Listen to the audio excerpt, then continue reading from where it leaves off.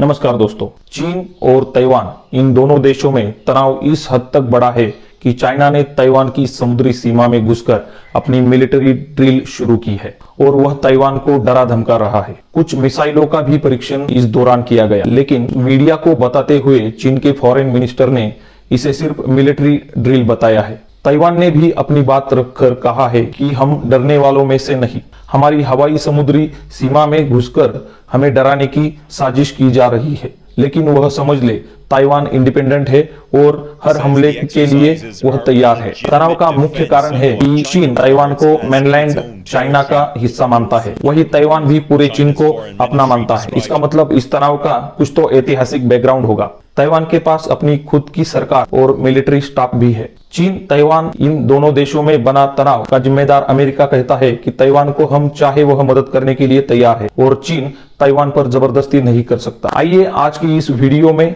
समझते हैं कि आखिर वह क्या बात है जिसके कारण चीन ताइवान रिलेशन इस हद तक खराब हुआ है और अमेरिका को इस तनाव का जिम्मेदार क्यों माना जा रहा है और अमेरिका जैसा बड़ा देश खुद आकर चाइना और ताइवान तनाव के बीच अपना क्या फायदा ढूंढ रहा है। On Taiwan's status. And I want to emphasize, nothing has changed about our position. One China policy under which the US operates in the operation, claiming 5 million to run until Sunday. Redmond Shannon, Global News, London. 中国在台湾 Taiwan's President Tsai Ing-wen called the drills an irresponsible violation.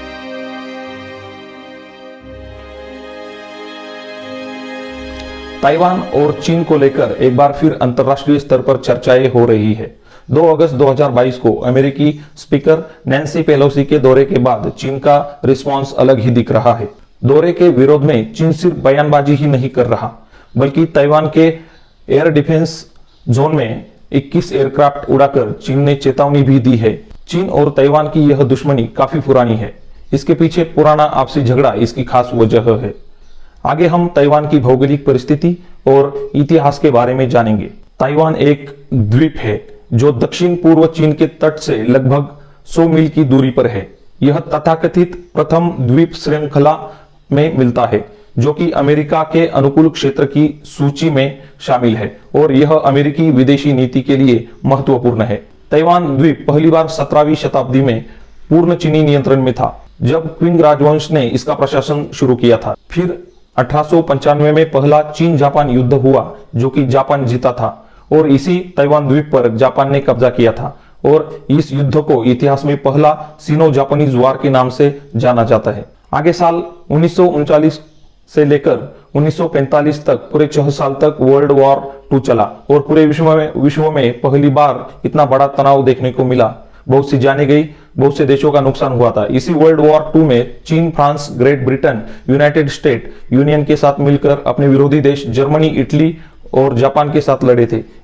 इसी world war 2 में America ने Japan की Hiroshima और Nagasaki पर 6 अगस्त 1945 में 2 atomic bomb डाले थे, जिसमें करीब 2.5 लाख आम नागरिक मारे गए थे और यह वर्ल्ड वॉर 2 खत्म होने पर जापान ने यह युद्ध हारने के बाद 1945 में इस द्वीप को फिर से चीन को सौंप दिया था।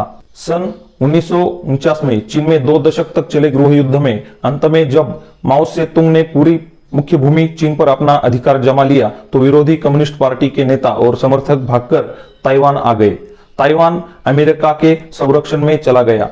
सन 1950 में अमेरिकी राष्ट्रपति ने जल सेना का जंगी जहाज 7वां बेड़ा ताइवान और चीन के बीच के समुद्र में पहरेदारी के लिए भेजा। सन 1954 में अमेरिकी राष्ट्रपति आइजनहावर ने ताइवान के साथ आपसी रक्षा संधि पर हस्ताक्षर भी किए। शुरू में अपने आप को रिपब्लिक ऑफ चाइना मानने वाला ताइवान संयुक्त राष्ट्र संघ का सदस्य था और उस वक्त चीन नहीं था। धीरे धीरे अमेरिका के संबंध चीन से अच्छे होने लगे और विश्व में चीन का दबदबा बढ़ने लगा, तो सन 1971 में चीन को राष्ट्रसंघ की सदस्यता मिल गई और चीन के दबाव में ताइवान की सदस्यता खारिज कर दी गई। चीन ने ताइवान को अपना प्रांत घोषित कर दिया। धीरे धीरे चीन के राजनीतिक दबाव की वजह अन्य राष्ट्रों ने भी ताइवान के साथ कूटनीतिक संबंध तोड़ दिए। ताइवान में सन 2000 के चुनाव में स्वतंत्र ताइवान समर्थकों की जीत हुई, किंतु चीन ने चेतावनी दी कि उसे ताइवान की स्वतंत्रता स्वीकार नहीं। 8 वर्षों के इस दल के शासन में कई बार ऐसे अवसर आए जब चीन और ताइवान युद्ध पर उतारू हो गए। चीन ने 1200 मिसाइलें ताइवान की ओर मुंह करके तान रखी है। ताइवान के एयर डिफेंस जोन में फाइटर प्लेनों की घुसपैठ चीन कई बार कर चुका है। पिछले साल 4 अक्टूबर 2021 को चीनी सेना ने ताइवान के एयर डिफेंस जोन में लगभग 150 फाइटर प्लेन की घुसपैठ की थी। इसके जवाब में ताइवान के राष्ट्रपति साई इंग वेन ने फॉरेन अफेयर्स पत्रिका में लिखकर चेतावनी दी थी कि ताइवान पर चीनी नियंत्रण का विनाशकारी परिणाम होगा। ताइवान में अमेरिकी हित को हम अगर स्पष्ट रूप से देखें तो ताइवान पर अमेरिका का रुख रणनीतिक रूप से अस्पष्ट रहा है। अमेरिका ने औपचारिक रूप से यह नहीं कहा कि अगर चीन ताइवान पर आक्रमण करता है तो वह ताइवान की रक्षा के लिए जाएगा, लेकिन फिर भी उसे लगातार सहायता देता आया है। आमतौर पर अंतरराष्ट्रीय संबंध में एक सुपर पावर वाला देश सिर्फ 3 कारणों से एक छोटे देश को सुरक्षा में सहयोग करना चाहता है, और वह 3 कारण है आर्थिक, राजनीतिक और वैचारिक।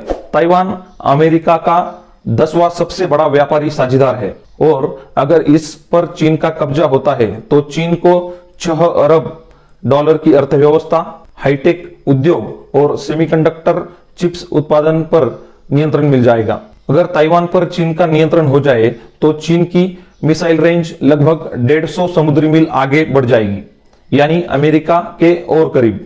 साथ ही ताइवान एक अमेरिकी समर्थक एयरक्राफ्ट कैरियर के रूप में भी कार्य करता है, और ऐसे हालात में किसी भी कीमत पर चीन के उभार को रोकना अमेरिका के लिए महत्वपूर्ण है। मेरे ख्याल से यहां पर सेमीकंडक्टर चिप्स ही चीन ताइवान कॉन्फ्लिक्ट का मेन मुद्दा है, क्योंकि चीन ताइवान की गर्मागर्मी में अमेरिकी राष्ट्रपति जो बाइडेन ने एक खास बिल पर सिग्नेचर कर दी। इस बिल के जरिए अमेरिका चीन के सेमीकंडक्टर और चिप्स प्रोडक्शन के दबदबे को खत्म करेगा। $200 अरब की इस बिल के जरिए अमेरिका के तरफ से कंपनियों को मदद दी जाएगी ताकि वह इस फील्ड में चीन को पछाड़ सके।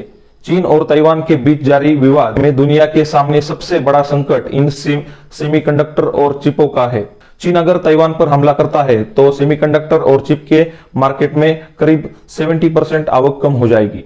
ताइवान 63%, जबकि चीन करीब 7% सेमीकंडक्टर चिप बनाता है। आपको याद होगा कि भारत के प्रधानमंत्री नरेंद्र मोदी जी ने make in India scheme launch की थी। इसके तहत विदेशी कंपनियां, निवेशक अगर भारत में अपना प्रोडक्ट उत्पाद करते हैं तो भारत सरकार की तरफ से उन्हें टैक्सेस में छूट दी जाएगी। इसके पीछे का कारण सिर्फ यही है कि 125 करोड़ जनसंख्या वाला देश भारत अपने देश की तरक्की को लेकर पॉजिटिव है और वह अनएम्प्लॉयमेंट को कम करना चाहता है। आपको बता दूं कि ताइवान का एक शिष्टमंडल भारत में आकर निवेश करने के लिए बातचीत कर चुका है, लेकिन अभी फाइनल हस्ताक्षर नहीं हुए।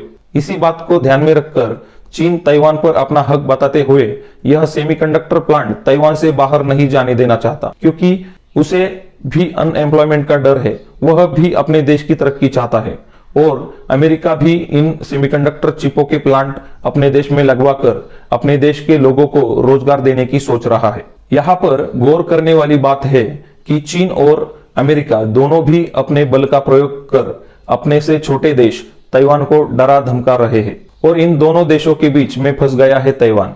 ताइवान को पूरा हक है कि वह चाहे जिस देश में अपने सेमीकंडक्टर चिपों का उत्पाद करे, लेकिन अब वह राजनीतिक दाव पेचों में फंस गया है। रशिया और यूक्रेन की हालत तो हम सब देख चुके हैं। वहां भी अमेरिका ने यूक्रेन की मदद करने की कही, लेकिन वह बाद में पीछे हट गया और आज यूक्रेन अपनी तरक्की से 10 साल पीछे चला गया है। रशिया यूक्रेन क्राइसिस में पूरे वर्ल्ड ने जैसे तैसे एडजस्ट किया, इस कारण महंगाई भी बढ़ी। लेकिन अगर चीन और ताइवान के बीच युद्ध होता है तो इन सेमीकंडक्टर चिपों के उत्पाद में बहुत कमी दिखाई देगी। टाइम पर डिलीवरी ना होने के कारण लगभग सभी देशों में फैक्ट्रियों का काम रुक सकता है, जिसके कारण पूरे विश्व में रिसेशन जैसी स्थिति आ जाएगी। करोड़ों लोग अनएम्प्लॉयमेंट हो जाएंगे, महंगाई कई हद तक बढ़ जाएगी। हो सकता है कि यह स्थिति कोरोना महामारी से भी बड़ी हो जाए। डर है कि अगर कहीं इन देशों में युद्ध हो जाए तो ये सुपर पावर चीन और अमेरिका एक और विश्व युद्ध की शुरुआत ना करे। आशा करते हैं कि कुछ वैचारिक देशों की मदद से चीन ताइवान तनाव जल्द ही खत्म हो जाए। सेमीकंडक्टर चिप इतने महत्वपूर्ण क्यों है? यह ज्यादा मात्रा में सिर्फ ताइवान में ही क्यों बनते हैं और इनका उपयोग कहां पर किया जाता है? इन सवालों का जवाब जानने के लिए आप हमारे आने वाले वीडियो को देख सकते हैं। अगर आपको यह वीडियो पसंद आ गया हो तो लाइक, शेयर और सब्सक्राइब करें। साथ ही हमारी वीडियो सबसे पहले आप तक पहुंचने के लिए बेल आइकॉन प्रेस करना न भूलें। और अगर कुछ सुझाव हो तो आप कमेंट बॉक्स में कमेंट कर सकते हैं। आपकी कमेंट से मुझे प्रेरणा मिलेगी। तो मिलते हैं अगली वीडियो में। जय हिंद, वंदे मातरम। धन्यवाद।